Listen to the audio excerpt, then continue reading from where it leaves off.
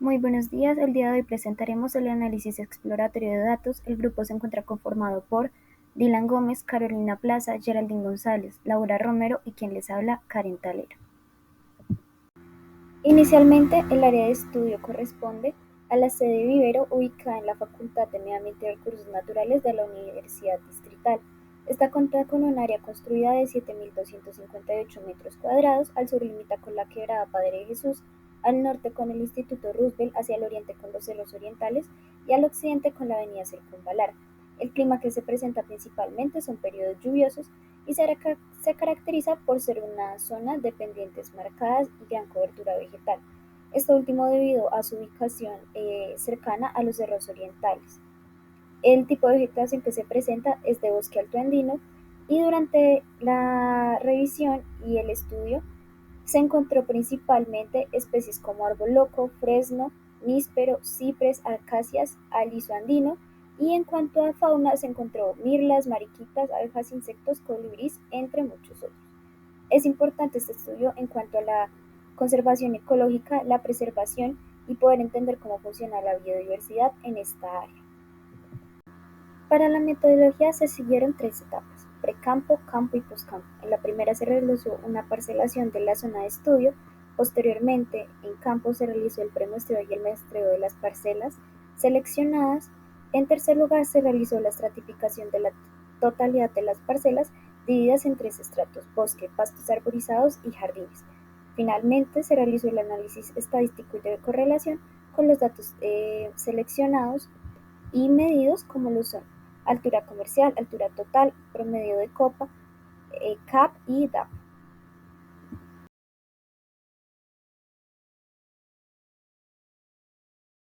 Bien, ahora vamos a hablar del segundo paso de este análisis, que es la distribución de los datos.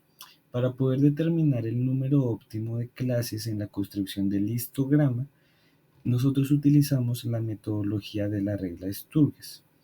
Esta regla, ampliamente utilizada, es estadística descriptiva, sugiere que el número de clases se puede calcular mediante la fórmula K es igual a 1 más logaritmo de 2 de m, donde m es el tamaño de la muestra, que en este caso es de 170. Cuando aplicamos esta fórmula, obtuvimos que tenemos que sacar 9 clases y eso fue lo que hicimos. Y con esta información realizamos la elaboración de los histogramas con la finalidad de visualizar y analizar la distribución de datos. Histogramas que ya vamos a explicar y vamos a ver en la siguiente diapositiva. Bien, entonces veamos primero el histograma de la primera variable que medimos, que fue el CAP. Entonces, si se ve el histograma con detenimiento, se va a denotar un sesgo de los datos que va hacia la derecha. Y ahí en esa parte derecha se concentra el 81,76% de la población estudiada, es decir, 149 árboles. Y esto se denota a la derecha por sus valores bajos que van entre 1,81 centímetros, y esa zona se consideraría un arbolado joven en proceso de recuperación. Ahora, si fijamos nuestra mirada en el boxplot, se denota que hay 21 árboles con valores desde 100 a 181. Estos valores salen del límite superior, se tienden a comportar como atípicos, es decir, que son árboles viejos que no han pasado por alteraciones. Bien, ahora hagamos lo mismo, pero con el DAP. Si miramos el histograma nos damos cuenta que se comporta igual que el CAP porque tiene un sesgo hacia la derecha, pero esto es un poquito más alto, de 85,88% de la población. Y si eso significa que cuentan entre 0,32 a 22,5 centímetros de DAP, lo cual se analiza como una mayor presencia de árboles jóvenes. Ahora veamos el boxplot. Pues ya sabemos que relaciona los valores atípicos presentes asociados, ¿cierto? Y eso los asociamos a los árboles más viejos. Si tenemos en cuenta que el límite superior es de 35 y nuestro valor máximo es de 68. Eso es que hay este valor atípico. Para el caso de la variable altura en las especies de árboles medidas, se evidencia que el histograma no tiene una distribución normal y tampoco un sesgo. Sin embargo, tiene una tendencia donde de la primera a la segunda hay una disminución de especies que se aumenta en la tercera clase y vuelve a reducirse en la cuarta clase. Estas representan la mayor parte del total de la muestra, con un 88,82%, es decir, tienen 151 especies para alturas de 13 a 8,38 metros. Se tienen apenas 19 árboles para alturas desde 8 a 18 metros, correspondiente apenas a un 11,18%. Dado que la media de los datos es de 4,7 metros y el límite superior es de 12,7 metros, esto denota la concentración de los individuos con respecto a la media. Y como se ha dicho anteriormente, los árboles más viejos tienden a tener valores más elevados de altura y por lo tanto un comportamiento atípico como se nota en el box plot. Se evidencia que las tres primeras clases son predominantes y tienen valores similares en la altura comercial, correspondiente a la cantidad de árboles de 37, 35 y 34 árboles con estas alturas, que van hasta los 3,72 metros. Además, en las 5 primeras clases se acumulan 154 árboles, con un 90,59% del total. Esto sugiere que las alturas comerciales mayores a 6,9 metros son muy poco comunes, al evidenciar que son pocos individuos de la clase 6 a la clase 9, lo que ha alcanzado grandes alturas comerciales, y que las clases con mayores alturas tienen pocas observaciones con apenas un 9,41% del total correspondiente a 16 árboles, lo que implica que la concentración de árboles en clases bajas podría indicar que en la zona de muestreo existe una mayoría de árboles en las etapas iniciales de crecimiento, tal como se ha mencionado con anterioridad. Hay pocos árboles viejos y una gran cantidad de árboles jóvenes recién sembrados. Respecto a la variable copa promedio de los árboles, se evidencia que en el histograma, que aunque no sigue una distribución normal ni una tendencia, sí muestra un sesgo. Es un comportamiento particular, donde una clase disminuye con respecto a la otra. Esto sucede hasta la clase 6, donde se evidencia un sesgo a la derecha, desde esta hasta la clase 9. Se podría decir que se presenta una distribución aproximadamente simétrica, con un pico, la moda, entre las clases intermedias. En la clase 3 y la clase 5, pero particularmente en la clase 3, en estas dos clases se presenta la mayor concentración de árboles, con 42 y 36 árboles respectivamente, y un 46,47% del total de la muestra, que indica que la mayor parte de los árboles tienen copas promedio moderadas y refleja que la mayoría de los árboles tienen tamaños de copas cercanos al promedio de la muestra, es decir, valores entre los 3,15 metros a los 5,22 metros, mientras que las clases consideradas extremas, que corresponden a la 2, 7, 8 y 9, tienen frecuencias más bajas, lo que indica que las copas mayores a 1,8 metros, pero menores a 2,11 metros, y de 6,25 metros a 9,35 metros son menos frecuentes. La predominancia de tamaños promedio puede reflejar un equilibrio en el bosque, donde la mayoría de los árboles tienen un espacio suficiente para desarrollar copas funcionales sin llegar a un dominio excesivo. Y aunque el bosque muestra un grado de uniformidad, las frecuencias bajas en la clase de tremas, copas pequeñas y grandes, sugiere que hay un cierto nivel de variabilidad estructural. Todo lo anterior dicho procura reafirmar unas zonas de estructura heterogénea, con la predominancia de árboles jóvenes, producto de siembras recientes, en pos de la recuperación de la vegetación dada la tala y el desarrollo de las construcciones en la universidad.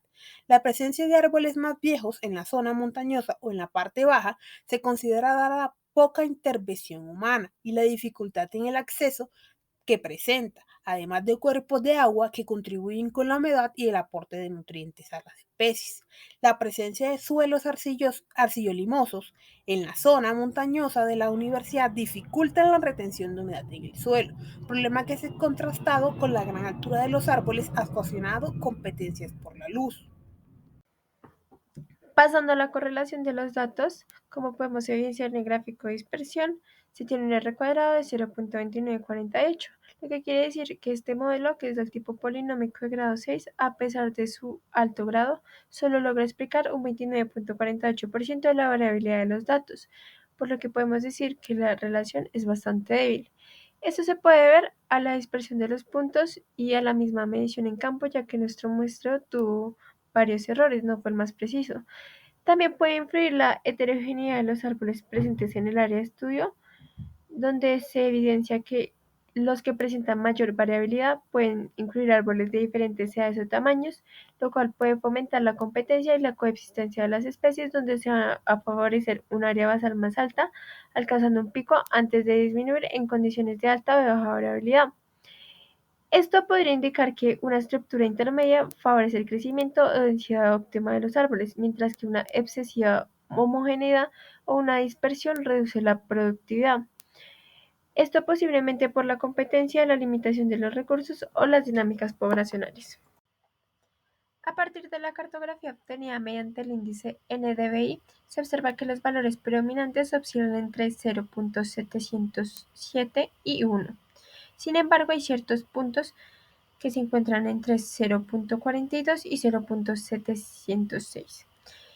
Hay que recordar que mientras más cercano se encuentre el valor a 1, mayor será la presencia de bosque, por lo que podemos decir que en nuestra área de estudio se evidencia que la mayor parte presenta bosque. Con base en la información de las coberturas obtenidas mediante las parcelas y analizando la distribución espacial de los valores de NDVI, se puede evaluar la conectividad entre áreas con vegetación densa. Esa información permite determinar que hay una cantidad relevante de corredores ecológicos y a su vez la dispersión de las especies en los diferentes hábitats. Además, mediante la clasificación de la estadística zonal, que es la imagen que se encuentra a la derecha, se evidencia que la mayor parte de la zona de estudio para la variable área basal se encuentra entre los valores de 5.3714 y 5.38 metros.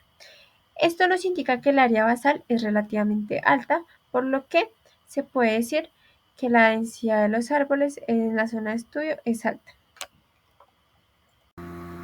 Para concluir, tenemos que a partir de la distribución de los datos, se determina que la mayor parte de los árboles presentes en el área de estudio son jóvenes. Esto puede estar asociado a la dinámica de sucesión ecológica, donde los árboles más grandes son menos comunes a causa de la competencia por los recursos y eventos de distribución natural o antropogénica. En segundo lugar, se establece una relación entre las variables, donde un ejemplo, los valores de CAP y DAP son menores dada la predominancia de árboles jóvenes, contando con aproximadamente un 80% de la población. Los árboles de mayor edad son los que se presentan como datos atípicos y sus medidas elevadas en las variables medidas. Finalmente, la correlación de los datos es débil debido al método utilizado en campo y la heterogeneidad de los árboles presentes en el área de estudio. Esta variabilidad puede depender de la competencia y la coexistencia de las especies, favoreciendo un área basal más alta, indicando que una estructura media favorece el crecimiento o densidad óptima de los árboles. A continuación pasaremos con el siguiente taller, índices de biodiversidad.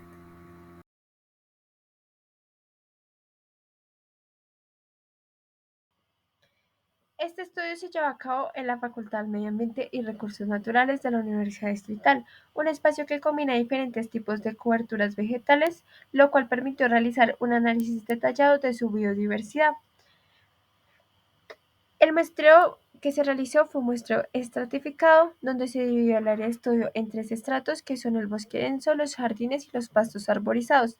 Esto con el objetivo de garantizar que el muestreo capturara las diferencias de biodiversidad asociadas a las características de las coberturas. El estrato de bosque denso comprende aquellas áreas con una alta densidad de árboles y vegetación cerrada, donde se caracteriza por la presencia de especies arbóreas grandes, sombra predominante y menor intervención humana. Este estrato fue definido para evaluar la biodiversidad en condiciones de vegetación más natural y con mayor complejidad estructural. El siguiente estrato son los pastos arborizados, que son estratos donde se incluyen áreas de pastizales con presencia dispersa de árboles, representando un paisaje intermedio entre un bosque y zonas abiertas. Estas áreas combinan espacios abiertos con sombra parcial, lo que favorece la coexistencia de diferentes especies, tanto arbóreas como herbáceas. Este estrato se seleccionó con la finalidad de estudiar la biodiversidad en un contexto más intervenido, pero que aún sigue conservando elementos naturales que son significativos. El último estrato son los jardines. Este estrato abarca las áreas del campus que han sido diseñadas y manejadas con fines ornamentales o recreativos, es decir, que han tenido intervención humana. En estas áreas predomina la vegetación baja y algunos árboles de menor tamaño, y son las zonas que más han sido intervenidas por el ser humano y que cuentan con especies seleccionadas por motivos estéticos o funcionales. Este estrato se incluyó para analizar la biodiversidad en áreas predominantemente antropogénicas.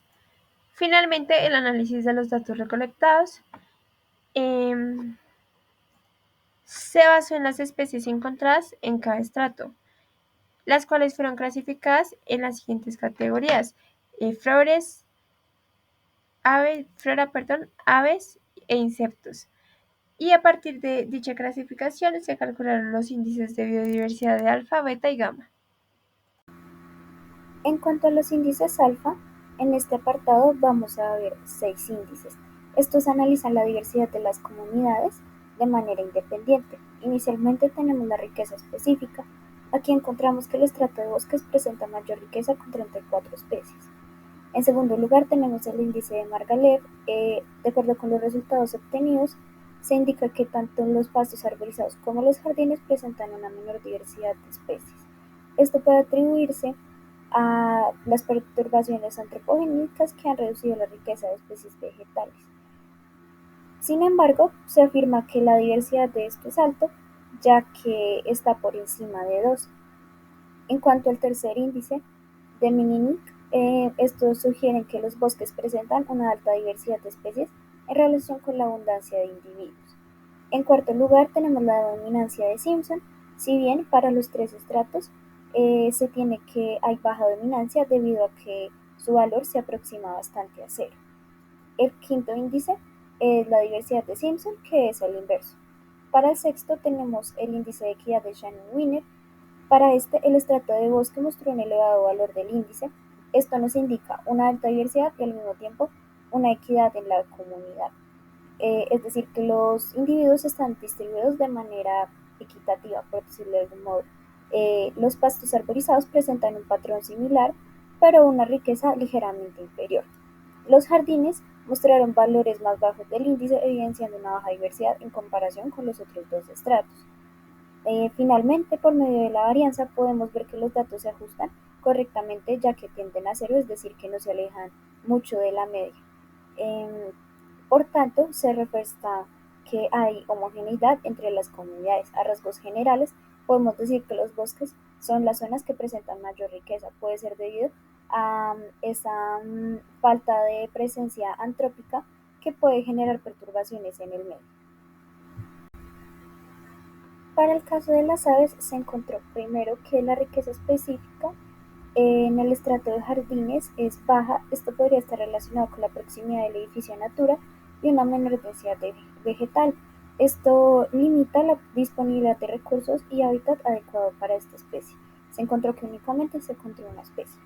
Para el índice de Margalef, se vio ausencia total de diversidad biológica en los jardines. Nuevamente, esto debido a que solo se encontró una especie y para todos los 3 estratos la diversidad es baja. Para Meninic, los resultados indican que los jardines presentan una baja diversidad de especies y una baja abundancia de individuos. En cuarto lugar tenemos la dominancia de Simpson. En esta se encontró que en jardines hay una dominancia absoluta, ya que la única especie que se encontró fue de mirlas. Los 3 individuos que se pudieron observar pertenecían a la misma especie. En cuanto a la diversidad de Simpson, se resalta que para este mismo estrato es de 0. En cuanto a Shannon y Wiener, en los pastos, la baja diversidad podría explicar los valores bajos del índice, mientras que en los jardines la ausencia total de diversidad eh, resulta en un valor mínimo. Finalmente, el análisis de la varianza reveló una baja realidad entre las agrupaciones. Esto sugiere una homogeneidad de los datos. Finalmente, para insectos se tiene el mismo caso que para aves. Inicialmente, la riqueza específica de los bosques presentaron un índice de diversidad superior al de jardines. Esto debido probablemente a que la actividad humana y la fragmentación del hábitat en los jardines crea un entorno menos favorable para la supervivencia de los insectos. En segundo lugar, tenemos el índice de Margalef, con ausencia total de diversidad biológica en los jardines y bajos índices de diversidad para todos los otros dos estratos. Para Meninic, los tres estratos evaluados presentaron bajos índices de diversidad. En el caso de los bosques, a pesar de una considerable abundancia de individuos, hay una baja riqueza de especies. En cuarto lugar, en la dominancia de Simpson tenemos que el estrato de jardines presenta una baja diversidad, con solo dos individuos pertenecientes a una única especie de arañas, por lo cual pues, la dominancia es muy alta. En el caso de la diversidad de Simpson pues sería de cero en cuanto a jardines. Eh, Finalmente, para el índice de Shannon-Wiener, los jardines tienen una única especie de insecto. Esto indica ausencia total de diversidad. En pastos arborizados se evidencia una clara dominancia de la especie 2, ya que la abundancia triplica a la de la especie 7. En cuanto em, a la correlación de los datos, estos se encuentran bastante relacionados unos de otros. Sin embargo, se resalta que para bosques, pastos arborizados y jardines se cumple la hipótesis nula y se puede afirmar que estas dos poblaciones son iguales. Índices cualitativos, coeficiente de similitud de Yacar.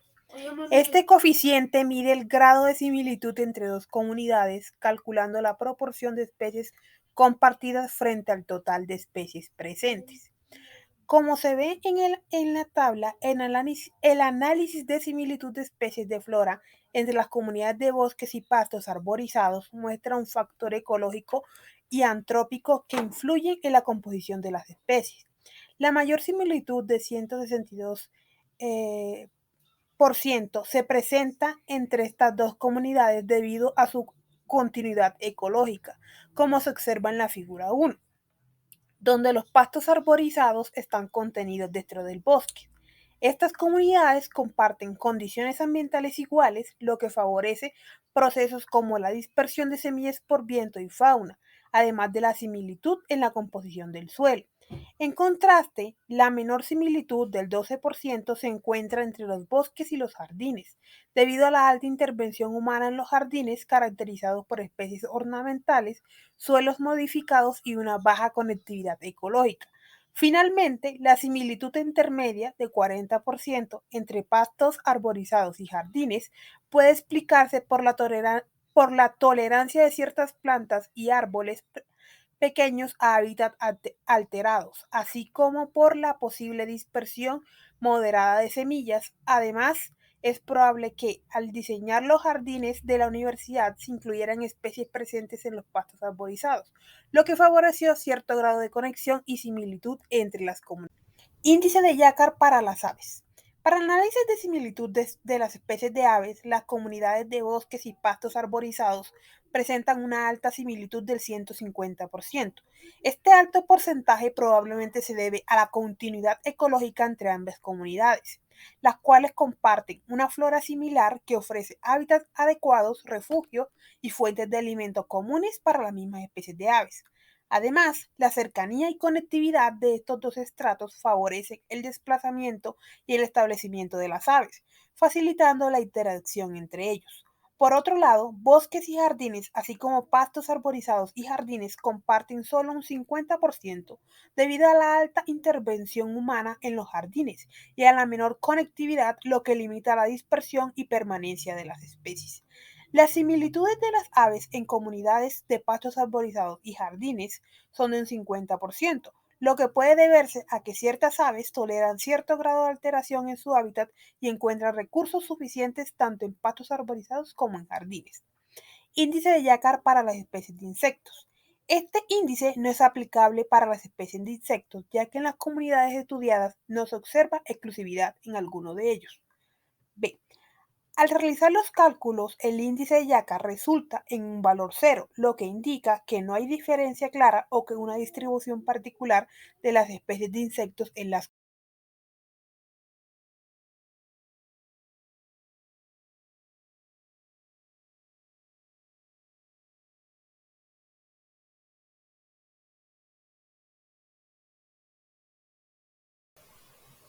Para finalizar, terminamos con la complementariedad, que mide cuán diferentes son las especies que viven en dos lugares distintos. Cuanto más diferentes sean las especies, mayor es la complementariedad. Y esta va desde cero cuando ambos sitios son idénticos con composiciones de especies, hasta uno cuando las especies de ambos sitios son completamente distintas. Para el caso de la flora, los valores más altos de complementariedad se encuentran entre los bosques y los jardines con un valor de 0.87, indicando diferencias significativas debido a que los bosques albergan especies especializadas y los jardines tienen especies introducidas o manipuladas. En contraste entre pastos arborizados y jardines, con 0.60 la complementariedad es moderada, lo que refleja similitudes por la influencia humana en ambos. En aves, el valor más alto, 2.50 entre bosques y pastos arborizados, indica una alta diferenciación, probablemente porque los bosques ofrecen una mayor complejidad de hábitat, mientras que los pastos carecen de refugio y recursos alimenticios adecuados, lo que hace pues que sea más difícil para las aves convivir en estos ambientes.